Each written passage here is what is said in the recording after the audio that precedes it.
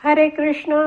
श्रीमद भगवद्गीता जशी आहे तशी, अध्याय 13. अध्यायाचं नाव आहे क्षेत्र क्षेत्रज्ञ विभाग योग. 6 आणि 7 एकत्र श्लोक आहेत. त्याचं तात्पर्य वाचायला सुरू करत आहोत. त्याआधी श्रील प्रभुपादांना प्रार्थना करूया. हे श्रील प्रभुपाद, आम्ही भगवद्गीता हा ग्रंथ वाचून समजून घेण्याचा प्रयत्न करीत आहोत. त्यासाठी आम्हाला आशीर्वाद द्या. धन्यवाद प्रभुपाद. तात्पर्य: महर्षींच्या प्रमाणभूत विधानांवरून वेद आणि वेदांत सूत्रे यावरून या जगताचे घटक पुढील प्रमाणे जाणता येतात. तर अर्जुनाने या 13व्या अध्यायाच्या सुरुवातीला प्रश्न विचारला होता.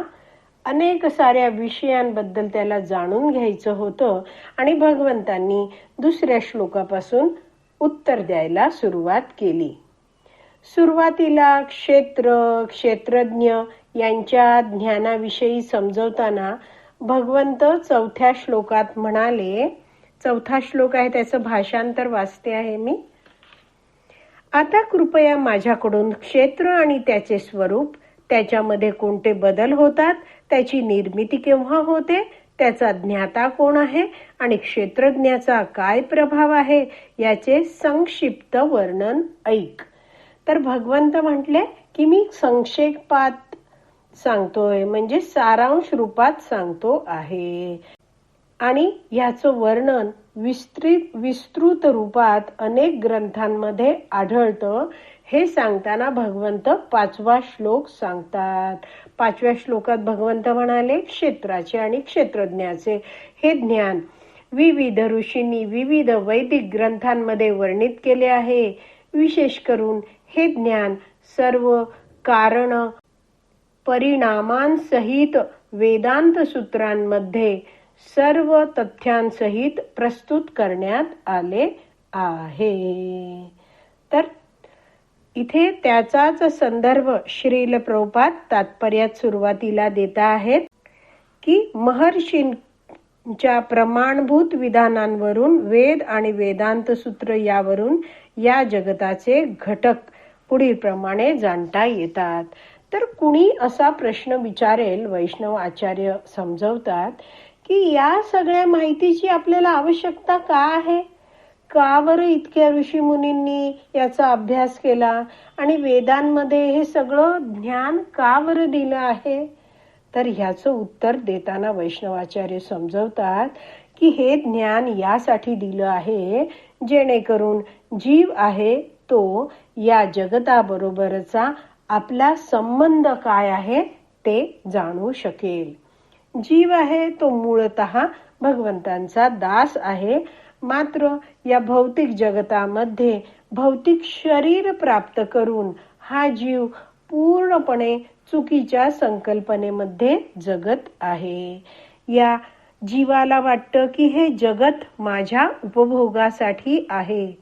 पण हा जीव जेव्हा हे सगळं या भगवद्गीतेत दिलेलं हे जे आता चर्चा करतोय हे ज्ञान जाणेल, तेव्हा त्या जीवाचा भ्रम दूर होईल.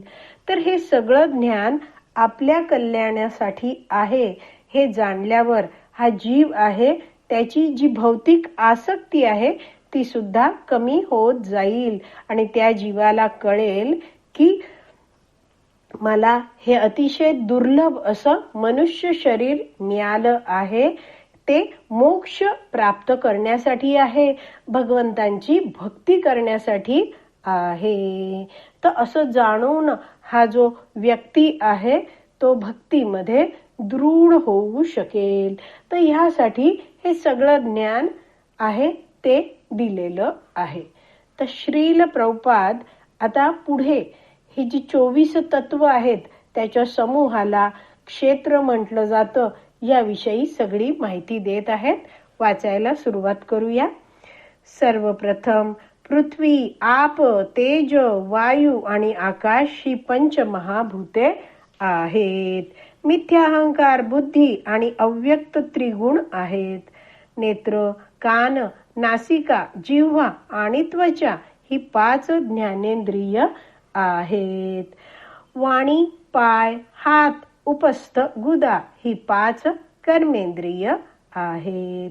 इंद्रियांचा स्वामी असणारं मन आहे आणि त्याला अंतर इंद्रिय असं म्हणतात.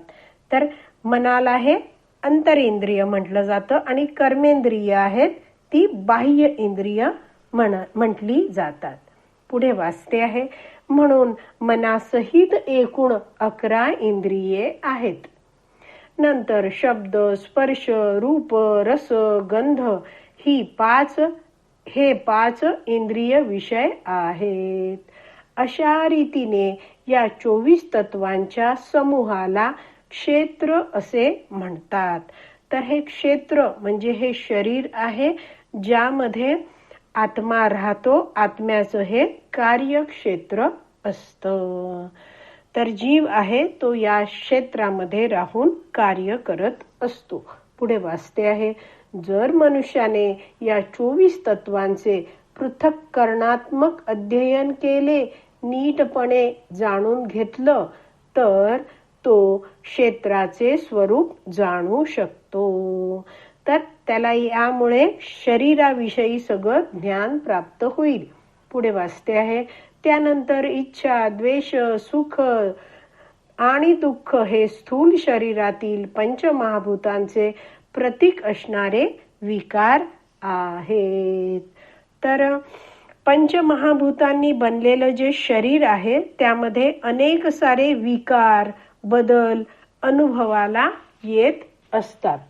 पुढे वाचते आहे, चेतना आणि धैर्य यांद्वारे प्रतीत होणारी जीवन लक्षणे ही सूक्ष्म देहाची अर्थात मन, बुद्धी आणि अहंकार यांची प्रकट अवस्था आहेत. या सूक्ष्म तत्वांचा समावेश क्षेत्रामध्ये होतो. तर एक तर आपण जाणलं आहे की क्षेत्र आहे ते शरीर आहे आणि यामध्ये सूक्ष्म शरीर, मन, बुद्धी, अहंकार यांचाही समावेश करण्यात आला आहे.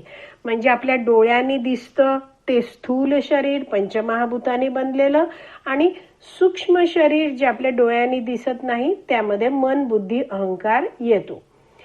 चेतना हा शब्द आता आपण वाचला तर चेतना असलेला हा जो जीव आहे तो धैर्याने त्या क्षेत्रामध्ये, त्या शरीरामध्ये उपस्थित राहतो आणि तिथे राहून तो जीवात्मा आहे तो कार्य करतो. तर आज आपली विराम द्यायची वेळ झाली आहे. आज आपण इथेच विराम देऊया. श्रीमद भगवत गीता की जय. श्रील प्रभुपाद की जय. हरी बोल.